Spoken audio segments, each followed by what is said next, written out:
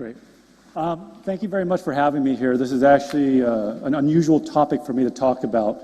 I believe maybe some people will say my work is iconic, but I don't strive for it.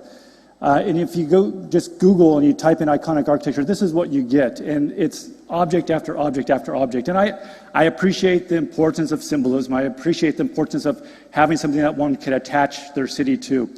But for me, I believe it's much more than an object. So this image here shows these profiles of all these vases, all this pottery in ancient Greece, that every one had a name. So you could have this one or you could have that one, and I guess that would be the Zaha or the Foster and this and that. And I was trying not to do that, but since Teo set me up, why not, right? But I believe it's actually much more than an object, and that's what I kind of want to talk about. So I'll use some of my projects as an example of maybe different ways of looking at it.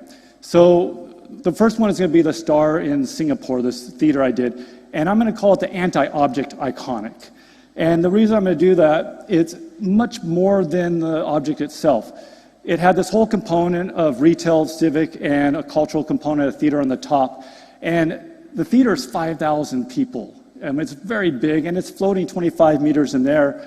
So yeah, okay, it's an object. But I want to go into it, because it was much more about how to blur the spaces between circulation coming up through this retail, which was all designed to be open air in Singapore, inducing wind flow, and the theater above. And it was much more about the space, the volume that actually ties it all together. So you have the retail, but I'm actually on the cultural floor looking down with the theater above me. And you can see through it. So it's also tying to the surroundings. It's not so much about the object itself. It's much more about the nature. And it's amazing. You walk into this space, the breezes basically push you in. So if anyone knows anything about Singapore, it's really hot. It's really, really hot. But you walk in this space in the middle of the day and you're cool in there. You don't have the sun, which is terrible, and you got this breeze that keeps you cool. And this is the pre-function for a large theater going on. And it's still 32 degrees Celsius out there.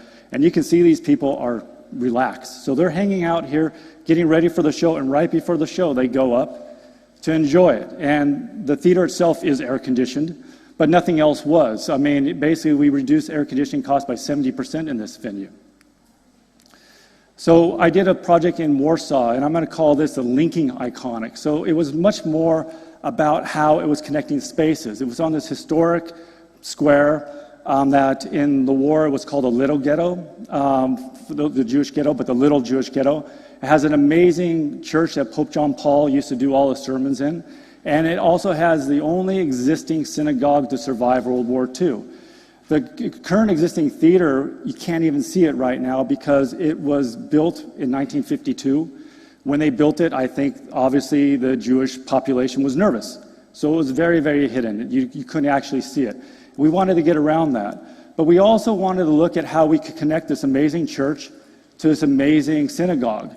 And it was much more about how we could potentially tie the Pope and the rabbi together in a way that maybe ties the community together. The project itself was completely different than the existing theater. We wanted to be very open and very transparent. Now the Jewish population, they don't have to hide. So we wanted to celebrate that. It was actually quite successful in this sense. But with the project, it also had this office tower. The office tower was a different client from Belgium. I was very proud of what the Jewish people were when I met these people, the survivor who founded this theater. And there was this idea of bent but not broken that represented this idea of their hope, their ability of surviving what they survived, but still having this optimism looking in the future. So we looked at that slogan and took the office tower and molded it with the theater with something that kind of became symbolic. So even though the office tower wasn't part of the Jewish theater, it kind of symbolized what they went through. We were very proud of this. Unfortunately, I didn't get a chance to do the presentation to the Catholic Church. They didn't understand the meaning of what I was trying to do here. And the Catholic Church basically came back and said, well, we love this 300-person Jewish theater. We don't have any problem with being on the square, but we don't like their presence being stronger than ours. That was maybe we did something too strong, but it was still a nice gesture, and we're still hopeful. So when I show this image, I've realized that there's actually a generation gap. So how many people actually know what the Sandcrawler is? Okay. You have to go back, you have to watch the first Star Wars, which is Star Wars number 4, to understand this. So I had a project for George Lucas to do his headquarters in Singapore. And after we did the design, it went to a vote to all of his employees, and they said, oh, that's a Sandcrawler. And from then on, everyone thought I designed the project based on the Sandcrawler. Well, yeah, okay, it looks like the Sandcrawler. But it actually was much more than that. It evolved out of zoning, which Zaha did this zoning master plan where there was an elevation element where we wanted to actually touch that envelope. It evolved out of the fact that everyone wanted to know what these Star Wars animators were working on, so they needed privacy, so we lifted them up off the ground, and we stretched it out. But everyone was interested in it. Everyone was going there, so we actually created this civic courtyard, this public courtyard that everyone could go into. And George Lucas liked it so much that he took a Yoda from San Francisco and he put it in the courtyard.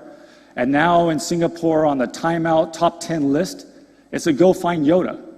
Not to go look at the building, but to go find Yoda. But it's okay. It's all about how this building came out of the park and pulled up and was used to be their animation headquarters, but was much more about how it tied to the nature, how it tied to the park, and the public experience that you had. So you had this great courtyard, and when we took this picture, it was a couple weeks after it opened. I can't get this picture anymore. Singapore, things grow big and fast. It's all green. You don't see the architecture at all anymore. But so it was a shared courtyard for public, but obviously for the people inside. We also had a theater, 100-person high-performance movie theater stuck in the middle. They told me I could come watch the new Star Wars premiere when it first came out. I was so excited. I was going to bring my bowl of popcorn. No, popcorn's not allowed in this theater. And I can't watch a movie without popcorn, so I didn't do that. But again, it was all about this courtyard reaching out to the park. So what about an icon that you actually don't see, that you actually have to discover it? So this amazing cave where you come into it, and after exploring it maybe 5 times, 10 times, 20 times, you actually figure out what it's all about. So this was Chengdu Music Hall. It had 3 venues. It had a school of arts, had a hotel, lots of retail, so it was quite mixed use. And it was really, really interesting just in itself, with all these venues. And it had the formality of it. It had the formal edge that everyone could recognize a performing arts center.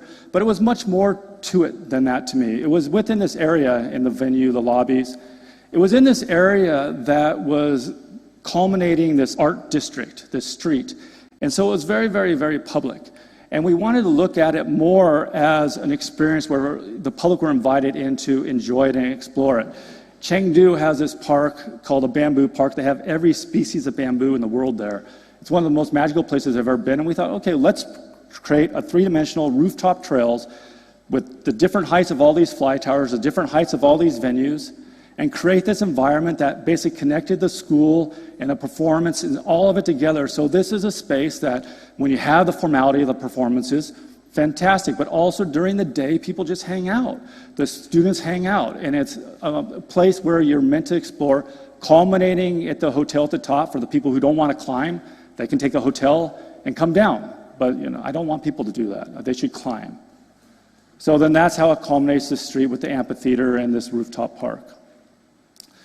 All right, I don't even know on these screens if you can see this. So this is my It Just Feels Right iconic project. And you can see this owl. It's just amazing. I love this image. And this is about what if the project actually just blends in and you actually don't even see it. It's in harmony with your surroundings. We did this project. The first scheme was much more ambitious. It was really pushing it out there, and then for different reasons, we had to pull it back. And now when everyone looks at it, they just say, well, it feels right. That's the reaction, and that's okay. That's a good reaction. It was an interesting project because we had to bridge this old existing concert hall with a new site that was going to have a 600-person performance venue on it, and we wanted to look at how to make those connections happen. With the existing concert hall, you had the 600-person venue, but we also introduced an amphitheater within an existing studio. I looked out into this garden, and on the garden, it's a venue in itself for this outdoor space. And even though Edmonton gets very, very cold, in the wintertime, we actually think that we have a way of having radiant heating in the steps so people can actually enjoy it. And they have an indigenous population that has this ceremony with smoke. They call it smudging. And we wanted to actually have an eternal flame out there that people could do these ceremonies. So when I was looking at this, it started to be more about how you circulate around this. So we have these 3 loops, the upper loop, the lower loop, and the big loop. That basically creates a connectivity throughout the whole project. And with it, then you put all the different pieces that make that interesting. You know, the cafes, the studios, the classrooms, to make this thing 24 hours. The 24 hours thing was very, very important. So we really wanted to test the intensity of interaction, where we know that in the daytime it has a certain buzz, and then in the nighttime it has a different buzz. So it's always interesting, it's always active. I think it's important for Cebu. I mean, we're talking about this venue, and everyone's talking about for the 10 days for your festival. Well, that's great, but I'm actually really concerned about the 355 other days. How is this piece being used? How is it active? How are we going to use it? So, you know, have an amphitheater in the daytime. The children are going to be there enjoying classes and impromptu performances. And then it just kind of ties in. So this is these are all in progress shots, so haven't taken it that far yet. But the big venue looking out to the garden, and then the shell of the venue in the snowy days of Edmonton. So in the end, this is a train station that I did in Hong Kong, and I'd only be showing it for maybe the conclusion of what I'm talking about. Maybe we shouldn't be talking about iconic. Maybe we shouldn't be talking about object. Maybe we should be talking about awareness. What are we trying to do? This is a below-ground station.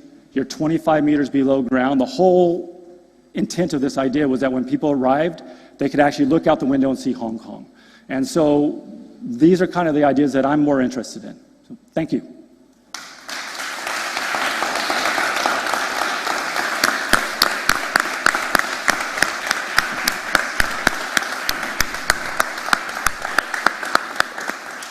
So let me ask you, you deal with a lot of clients who don't have necessarily much civic, cultural, or community aspiration. Absolutely. And yet somehow you convince them to do it. How do you do that? It's a good question.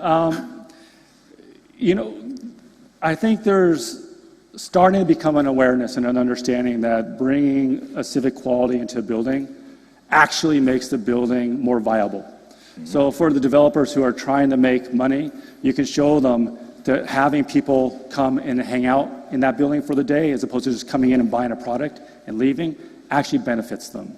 So I think it's showing the overall value.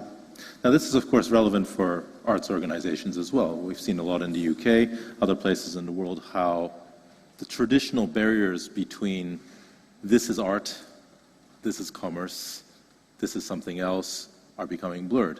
Do you see that discussion that overall there is more awareness in communities about how those things really shouldn't be separated? Is it preciousness? Well, and do you find that you have to adjust that across different spectra, different places you work in around the world? I think especially in Asia, mixed use qualities are becoming more and more required, and it might be because of a space limitation.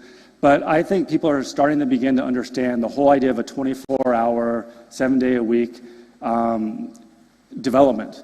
So the idea of bringing different elements together that are not opposed to each other, but are actually living off of each other is something that I find very, very valuable. The Star, for instance, when we first did that project, it had 24,000 square meters of retail, and it was about 50% food and beverage, 50% traditional retail. Because of its association with the civic quality of the building, the food and beverage just flourished, and it's now 95% food and beverage. People want to go there and hang out there all the time, and so the traditional retail just kind of vanished. It's interesting there, I find that sitting and eating in open air in the Star is a lot like sitting at a piazza in front of the opera. You get to watch people come in. There's a sort of processional dynamic, which is a part of the arts as well, isn't it? Well, people love people. Everyone likes to watch people, and so I think it's important to try to bring different levels of discovery in a building, opportunities of being able to explore and hang out and talk or be by yourself. So I want to ask the same question I asked Niels, to be fair. What experiences do you have where something you've done achieved much more than you expected, and what experiences where somehow it didn't work out, and some thoughts on what are the factors that make that difference? Did you ask Neil that? More or less.